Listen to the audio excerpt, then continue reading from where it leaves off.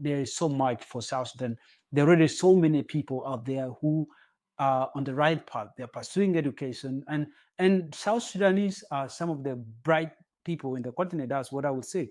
They are like very bright people, Mm-hmm. and I just have a hope that one day the citizens from this country will actually have that capacity to go and serve in these international stages, and they can also take the name of the country. But at this Mm-hmm. point, there's not so much influence from South Sudan.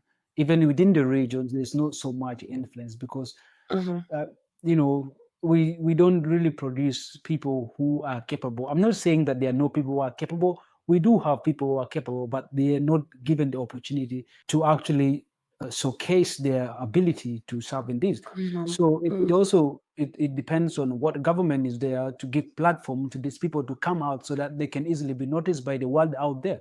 Yeah, but at this time there's not so much influence. Makes sense. Honestly, I wouldn't blame people from South Sudan because, as you said, you were already at some point like marginalized. There was no access to education, no access to these opportunities. So it will definitely take time. But I feel like the next generation leaders are the young people of South Sudan. There is hope. And I feel like people like you, Patrick, and all these young people who are doing amazing things on the ground, you're already setting a stage.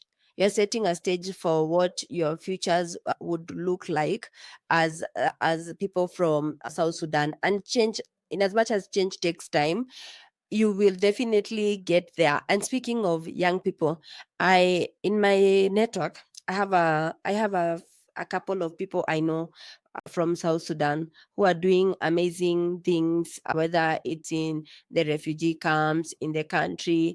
I feel like with young people, there is a hope of sort of rebuilding because of the way they are not afraid of taking risks, whether it's from an education point of view. Like for you, for example, you took that risk. You talked about your journey from from war to Canada and all that, the way you've taken the steps to get an education that would definitely change your life and that of your community. Other people are starting businesses, other people are starting non-governmental organizations, and also helping like people who still live at the camps. Like for example, Apatik also talked about his journey starting Sesi and the impact it has had and what he's doing for young